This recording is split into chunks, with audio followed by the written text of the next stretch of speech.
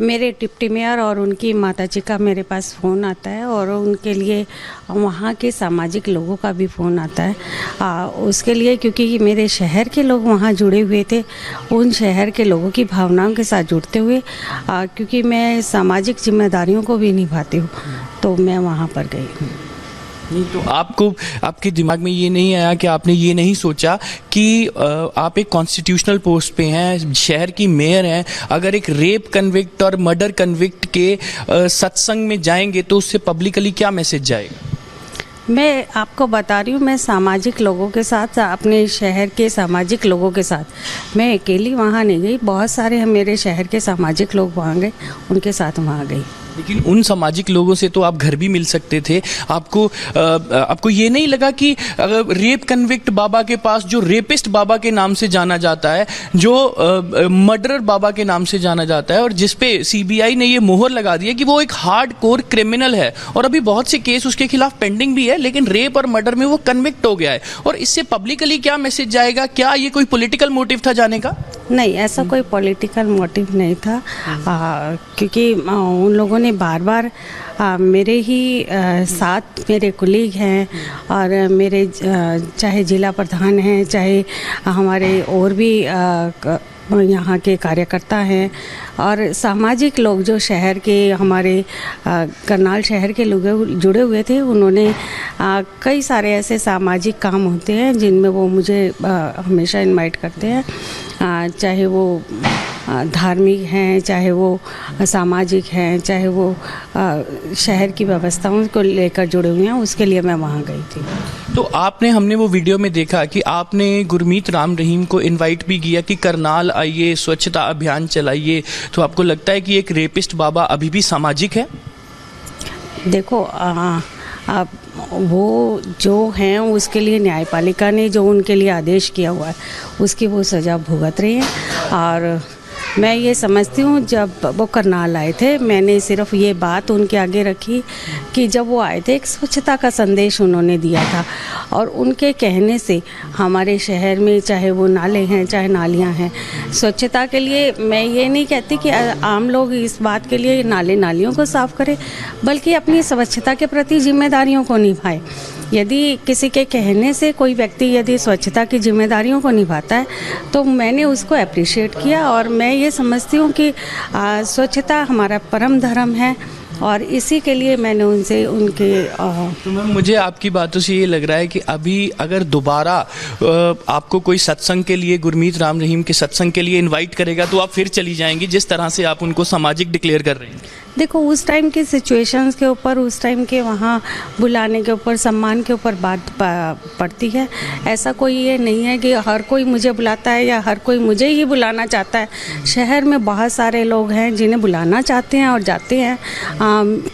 ऐसा उस समय की सिचुएशन, मेरी अवेलेबिलिटी है या नहीं है, मैं उस टाइम ठीक हूँ या नहीं हूँ, तो ये सारी चीज़ें डिपेंड करती है। उस टाइम मेरा वहाँ का रूट था तो मैं वहाँ गई। एंड इवन आप वहाँ से उनकी ब्लेसिंग्स ले रहे हैं, तो आपको लगता है कि एक रेपिस्ट बाबा की ब्लेसिंग लेनी ज़रूरी है मेयर के लिए, वो भी करनाल की मेयर जो कि एक बहुत सीएम सिटी है और एक सीनियर आप कॉन्स्टिट्यूशनल पोस्ट पे हैं?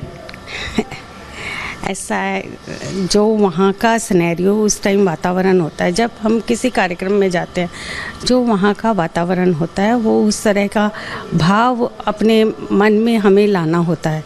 मतलब मैं ये नहीं कहती कि किसी का कहने से या किसी के आशीर्वाद देने से शायद दुनिया बदल जाए, या हमारे किसी से कहने से किसी और की दुनिया बदल जाए, ऐसा नहीं होता।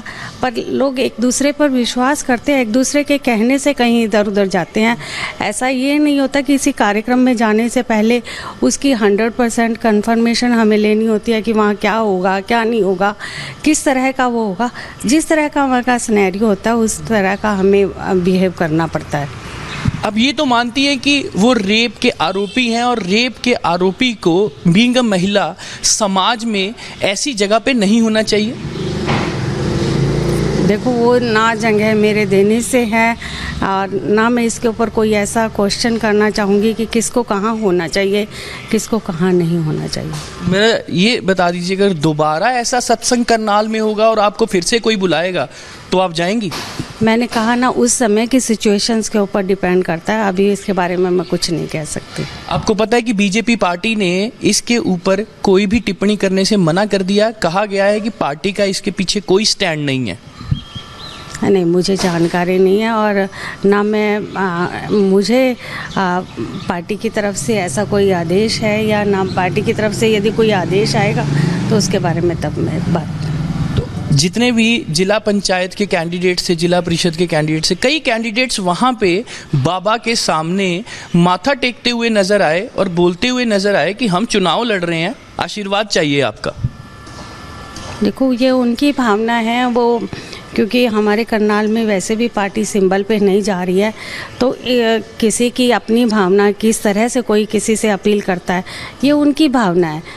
उसके लिए कैंडिडेट क्या करता है क्या नहीं करता, इसके लिए मैं कुछ नहीं कहना चाहूँगी। क्योंकि देश भर में वो रेपिस्ट बाबा से जाना जाता है और रेपिस्ट बाबा को ना तो कोई इस तरह से देखना चाहता है और ना ही इस तरह से कोई सुनना चाहता है। ये सारी चीज़ें तो आपको पता होगी कि उस समय पंचकुला में जब गुरमीत राम रहीम की कन्विक्शन हुई, रेपिस्ट डिक्लेयर किया गया, मर्डरर डिक्लेयर किया गया, उसके बाद हरियाणा पंजाब को जलाया गया उनके लोगों की तरफ से एक सोची समझी साजिश के तहत। हरियाणा में भी बहुत आगजनी हुई थी उस समय के ऊपर, तो आपको वो गलत नहीं लगा था? आपको ये पता था कि इसके पीछे गुरमीत राम रहीम है, एक रेपिस्ट बाबा है, ये सब जानते हुए भी आपने उनको इनवाइट किया करनाल में? देखो, मैंने कहा ना, मेरे शहर के लोग हर एक, जो आप जैसे भी कह रहे हैं, मेरे शहर के लोग उसमें हर एक कोई हर दुर्घटना में शामिल नहीं था। वो सच्चे लोग हैं और उनकी सहयोग से हम शहर में व्यवस्थाएं करते हैं। तो उनके सहयोग से यदि हम कोई कार्यक्रम करते हैं, उनके सहयोग से स्वच्छता करते हैं, तो उसी संदेश को लेकर मैं वहाँ गई थी। तो मतलब आपकी बातों से मैं ये मानूं कि कल को अगर गुरमीत राम रहीम जो कि रेपिस्ट बाबा है, वो करनाल में कोई अपनी सत्संग करते हैं तो करनाल की मेयर उनको वेलकम करेगी? देखो, मैंने कहा ना, ये उस समय की सिचुएशन के ऊपर डिपेंड करता है। यदि मेरे करनाल के लोग स्वच्छता में एक कदम आगे बढ़ाते हैं, जैसे करनाल हम चाहते हैं कि कोई भी व्यवस्था में स्वच्छता परम धर्म है, तो मैं सिर्फ ये कहूँगी कि वो किसी के भी कहने से स्वच्छता करें तो हमारा शहर आगे बढ़ेगा। तो कल को कोई आतंकवादी आके करनाल में स्वच्छता करेगा तो आप उसको भी बढ़ावा देंगे? नहीं, मैंने उनको नहीं बढ़ावा दिया। आप बार बार इस बात के लिए ना करें। नहीं, जो बंदा जो इंसान नहीं मैम, जो इंसान एक रेप कन्विक्ट है, जो रेपिस्ट के नाम से जाना जाता है, वो एक कैरेक्टर है, वो खुद में एक कैरेक्टर है और उसके लिए न्यायालय उन्हें पूरी तरह से, जो न्यायालय उन्हें सज़ा दे रहा है या जो भी वो भुगत रहे हैं, वो न्यायालय सक्षम है और हम उनका पूरे अपने न्यायालय का सम्मान करते हैं कि वो जो भी कार्रवाई करता है वो निष्पक्ष होकर हर तरह से करता है। मैं उनको, अपने न्यायाधीशों को इस बात के लिए प्रणाम करती हूँ कि आप कोई भी निष्पक्ष निर्णय करते हैं तो उसमें पूरे समाज पूरी तरह से सहयोग करता है।